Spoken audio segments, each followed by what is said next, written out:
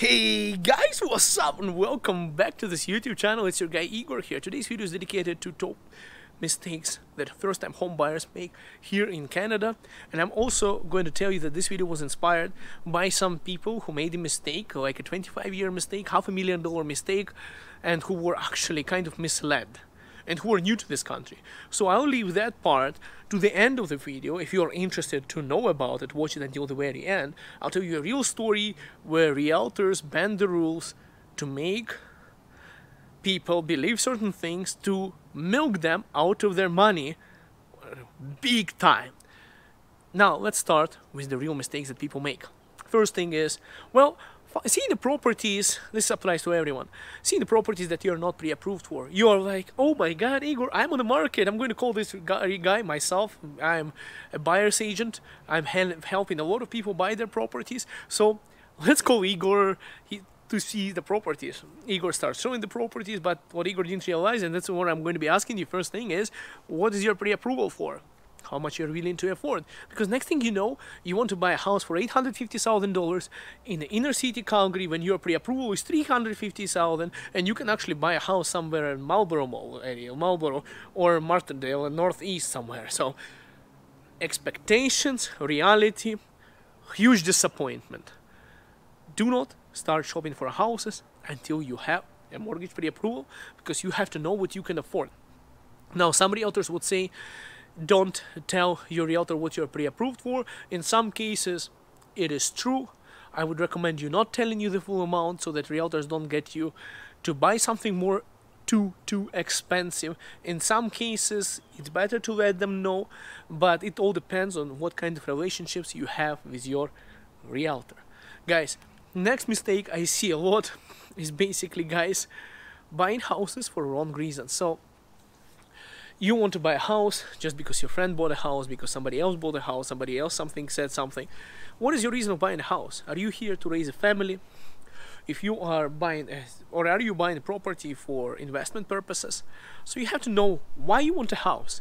So if you're planning to stay in Calgary on the long term, for example, where I am, and you're buying a place, you want to raise a family, you have to understand how many rooms you need, how big the house is. If it's just you and your spouse, a retired couple with no kids and no plans of family, and you want to buy a 3,000 square feet house, why do you need such a huge house? It's because our friend has it, so we have to maximize our mortgage to get that kind of house. Well, you might not need such a big house, but if you're a growing family, bigger house could be very good for you. Now, also investment purposes. I see people who are investors. Guys, investors are investors. They buy differently.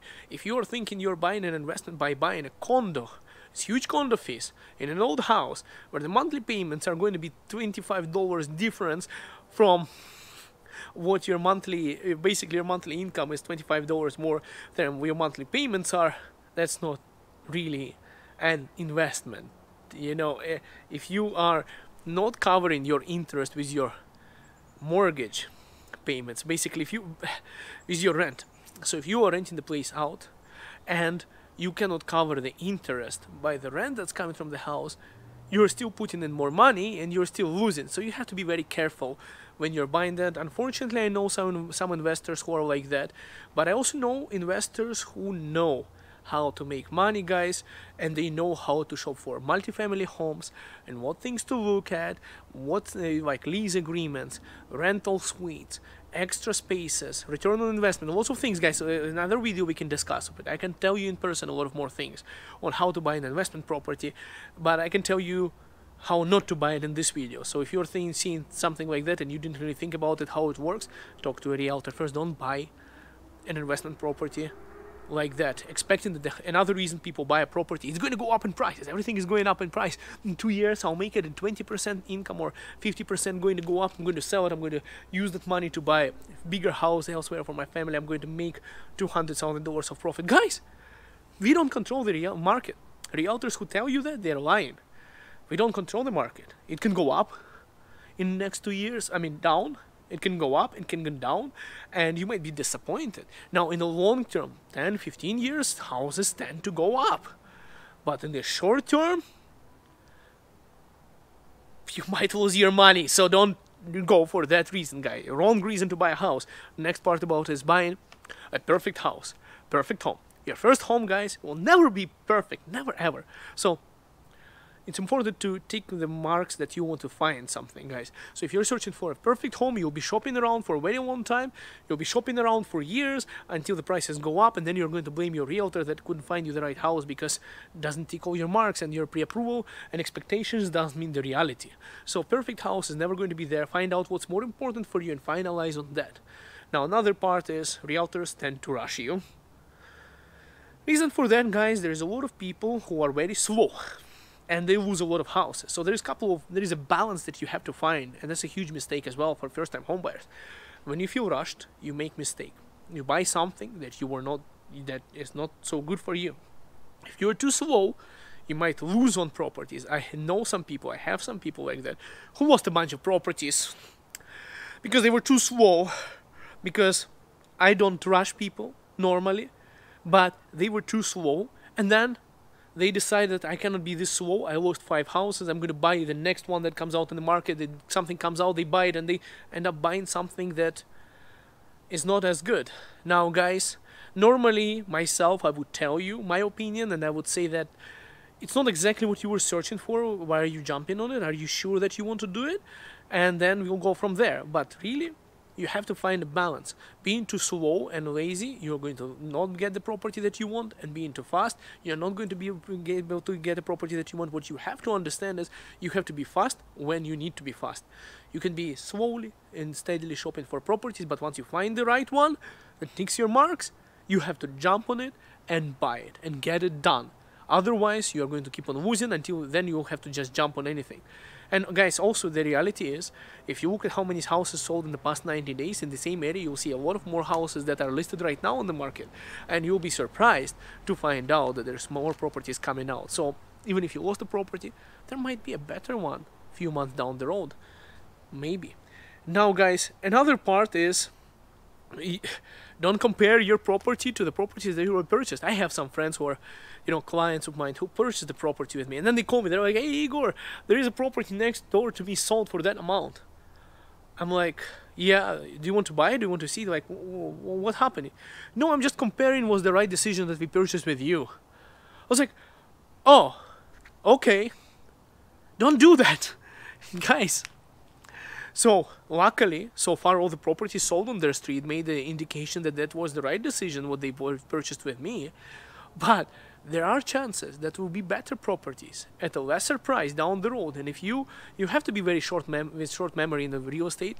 You buy something, you like it, you forget about the market, you start living your life. This is your house. Don't keep on shopping around after you purchase, because you're just trying to get yourself into buyer's remorse. Now, guys, I want to tell you about the people who got cheated.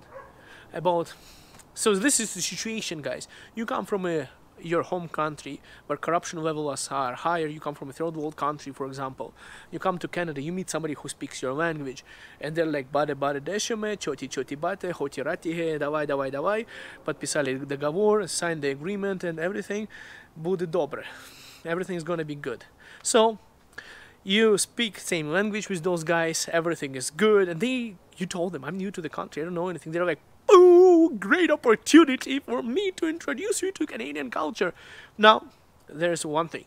There's a situation where a person called me from this YouTube channel saying, "Hey, Igor, my realtor told me not to tell anyone that I placed an offer until I waive all of the conditions. So now I waived all the conditions. I want to tell you, Igor, I purchased the house. What do you think?" I said, "Well, I think that congratulations, you purchased the house. Once you waive the conditions, there is no way to get out of the deal without you losing money. So you purchased the house. There is no point of talking about it anymore." What happened, guys, is when you get a phone call from a scam center in India that say, "Hey, this is Canada Revenue, your SIN number has expired, send us $4,000 in gift cards," make sure you don't talk to anyone on the way to your gift card shop and until you do that, or there will be criminal charges against you. This is what they do. That's what's happened here. Similarities: scammers don't want to reveal their secrets, and once the deal is sealed, don't cry. Next part about it is this. So you're buying the house, and the realtor is saying, "Well, I know the owner of the house. Some friend of the friend recommended that house to sell because they know the owner, so they sell the house to you because they know the owner. The realtor knows the seller agent. The realtor knows the owner of the house. They're going to get you a great deal." No. you are just getting cheated again.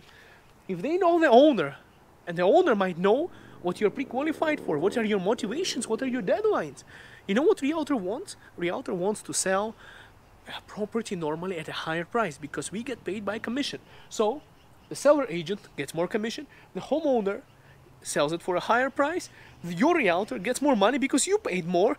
There is 1, 2, 3 wins and 1 lose from your side. Huge mistake, big red flag, conflict of interest. Fire your realtor as soon as that's the situation. If you really want to buy the house, hire another realtor. Get somebody else who doesn't know that owner. Never deal with the person who knows. You're going to get cheated. Be careful. Conflict of interest. Mortgage brokers who are, you're coming, you speak again, your language, they're saying, well, I can bend. I see, mortgage brokers from all sorts of countries who talk to immigrants. They're saying, I know the rules, I can bend some things. You're new to Canada. There are some rules I can get. You can get your mortgage that no other mortgage broker can get you. But there's also one condition. You have to go with my realtor, okay? Number one thing is they're not going to get you a better offer.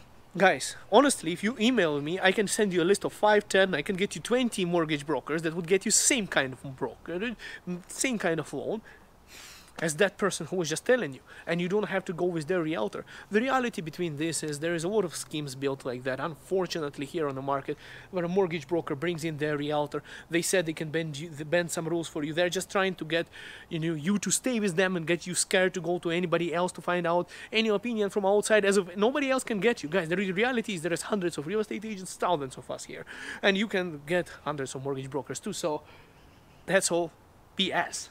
Now, what you have to know is what actually is happening.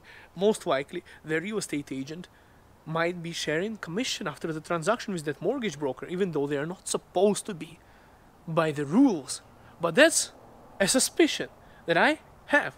And I am kind of almost confident that that's the case when, and over, I hear the same kind of story happening here in Canada. So guys, if you're a newcomer to Canada, do not run everywhere and tell that you knew. Okay, it's a good thing to know, but if your own people get that kind of information, they know what to tell you. They dealt with hundreds or thousands of you in the past 20 years of their career. They know how to convince you to believe them, where you're coming from, your culture, your language, to make you get into a bad deal, not in your best interest. Most important part, guys, is that you have to find someone who is going to act in your best interest and not going to look at their commission only and try to, if you feel that there is something wrong, like somebody's trying to bend rules, somebody's knowing somebody, there's possible conflict of interest, there's something suspicious, something that reminds you of a corrupt situation from the country where you're coming from, run away from those agents, stay safe, find somebody else, shop around, talk to different ones, interview people, and get the right agent, broker, and everything for yourself to represent you. Now guys, I'm making this video because I want to educate people, and I want you to help. I want you to be supported and make the transaction smooth and experience nice. I don't want you to be one of those guys who would be telling a joke, like about realtor joke. So my realtor sold me a 2-story house, 1 story before the sale, another story after the sale, and I want you guys to be out of that kind of joke situation, because $500,000 joke for 25 years, it's too expensive. I don't want you to be a character of that joke. Guys, thank you so much for watching this video, and we'll see you in the next video. Subscribe to this channel, and I'm also a realtor here in Calgary. My contacts will be in the description of this video, guys. Give me a call if you're shopping around. See you soon. Bye for now.